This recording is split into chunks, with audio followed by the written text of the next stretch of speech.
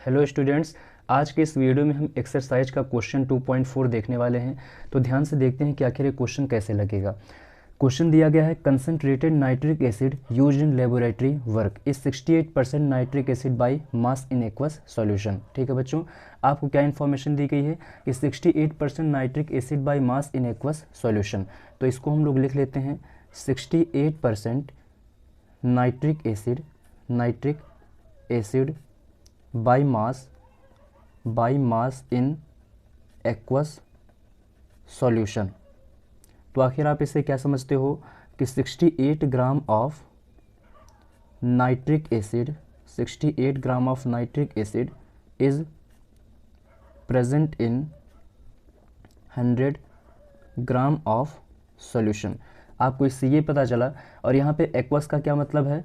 Aqueous का मतलब ये है कि वाटर यहाँ पे किस फॉर्म में यूज हो रहा है? सॉल्वेंट के फॉर्म में यूज हो रहा है। तो आप यहाँ पे क्या लिख सकते हो? मास ऑफ सॉल्यूट ये कितना हो जाएगा? 68 ग्राम। और मास ऑफ सॉल्वेंट आपका कितना हो जाएगा? 100 माइनस 68। तो ये आपका हो जाएगा 10 माइनस 8 2 एंड 9 माइनस 6 आपका हो जाएगा 32 ग्राम। अब देखिए बच्चों, आपके माइंड में थोड़ा सा कन्फ्यूजन आ सकता है कि यहाँ पे सॉल्वेंट की क्वांटिटी आखिर कम क्यों है। क्योंकि हम लोग यही पढ़ते हैं कि किसी भी सॉल्यूशन में जो लेस अमाउंट में होता है उसको हम सॉल्यूट कहते हैं, और किसी भी सॉल्यूशन में जो लार्ज अमाउंट में होता है उसको हम सॉल्वेंट कहते हैं। तो ये बात है। लेकिन यहाँ पे इस वर्ड पे भी आप ध्यान दीजिए, क्या कहा जा रहा है? Aqueous solution. एक्वस का मतलब क्या है? वाटर। और वाटर एक यूनिवर्सल सॉल्वेंट होता है। तो इसका अमाउंट भले ही यहाँ पे कम है, लेकिन आप इसको एक सॉल्वेंट की तरह ही मान के चलेंगे। ठीक है बच्चों, आई थिंक आपको ये पॉइंट क्लियर हुआ होगा। अब हम बढ़ते हैं आगे। आपसे क्वेश्चन में क्या कहा जा रहा है? In aqueous solution what should be the molarity of such a sample of the acid if the density of the solution is 1.504 ग्राम पर मिलीलीटर। ठीक है बच्चों, तो डेंसिटी आपको दिया गया है। ठीक है, डेंसिटी ऑफ सॉल्यूशन ये आपको बताया जा रहा है 1.504 ग्राम पर मिलीलीटर। आपसे पूछा क्या गया है? मोलरिटी। ठीक है, आपसे पूछा गया है मोलरिटी। तो हम लोग जानते हैं मोलरिटी का फार्मूला क्या होता है। मोलरिटी इज इक्वल टू होता है, मोलरिटी को हम लोग किससे डिनोट करते हैं? कैपिटल एम से। Number of moles of solute divided by volume of solution in millilitre. और अगर आपने मिलीलीटर में किया है तो आप 1000 से क्या कर देंगे? मल्टीप्लाई कर देंगे। ठीक है बच्चों, ध्यान से देखिएगा। आखिर आप सॉल्यूट का मोल कैसे निकाल सकते हैं? तो moles of HNO3 nitric acid, given mass कितना है? 68 ग्राम। गिवन मास आपको जाहिर सी बात है आप देख सकते हैं 68 ग्राम है। ठीक है बच्चों, तो हम लिख लेंगे 68 बाई मोलर मास आप HNO3 का निकाल सकते हो। हाइड्रोजन का 1 होता है, नाइट्रोजन का 14, तो आपका ये हो जाएगा 15 दोनों मिला के, और ऑक्सीजन 3 है तो ये हो जाएगा 48, आएगा आपका 63। ठीक है बच्चों, तो यहाँ पे आप लिख सकते हो 68/63। तो volume of solution in millilitre, आपको डेंसिटी दी गई है, और डेंसिटी इज इक्वल टू आप क्या जानते हो? Mass by volume. तो वॉल्यूम इज इक्वल टू क्या हो जाएगा? Mass by density. ठीक है, मास ऑफ सॉल्यूशन यहाँ पे कितना है? 100 ग्राम।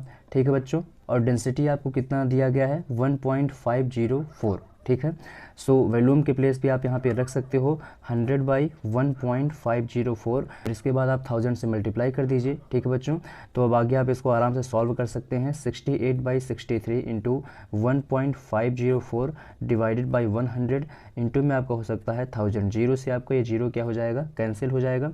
यहाँ पे अगर आप इसको सॉल्व करेंगे 63 एंड 68, तो आपका ये एक बार जा सकता है 63, 8 माइनस 3 आपका हो जाएगा 5। आप डेसिमल लगाएंगे, एक जीरो और बढ़ेगा, एक जीरो आप बढ़ाएंगे यहाँ पे।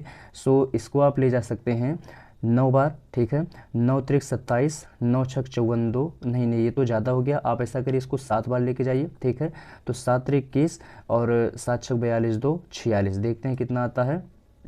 10 से 1 गया 9, और 9 में से 6 गए 3। ठीक है, सो यहाँ पे आपका ये 39 बचता है। अब सही है 1.07 इंटू में आप इसको लिख सकते हो, इस यहाँ पे 10 बचा है तो ये आपको हो जाएगा 15.04। ठीक है बच्चों, अब आप इसको मल्टीप्लाई कर लीजिए, जो आएगा वही आपका आंसर है। तो 15.04 एंड 1.07। ठीक, तो 7 4 जा 28, 7 5 जा 35, आपको मिलेगा 3, तो 7 1 जा 7, और यहाँ पे हो जाएगा 10। ठीक है, 0 0 0 0। ओके, सो 1 4 जा 4, 0 5 1, सो आपका हो जाएगा 8 2 एंड 5 4 9 0, और यहाँ पे आप लिख सकते हो 5 1 6 और यहाँ पे आपको हो सकता है 1। सो आपको 4 डिजिट बाद डेसिमल लगाना है, तो ये आपका हुआ। आपका आंसर आ रहा है 16.09 मोल पर लीटर, मोल पर लीटर। ठीक है बच्चों, तो ये आपका आंसर हुआ 16.09 मोल पर लीटर।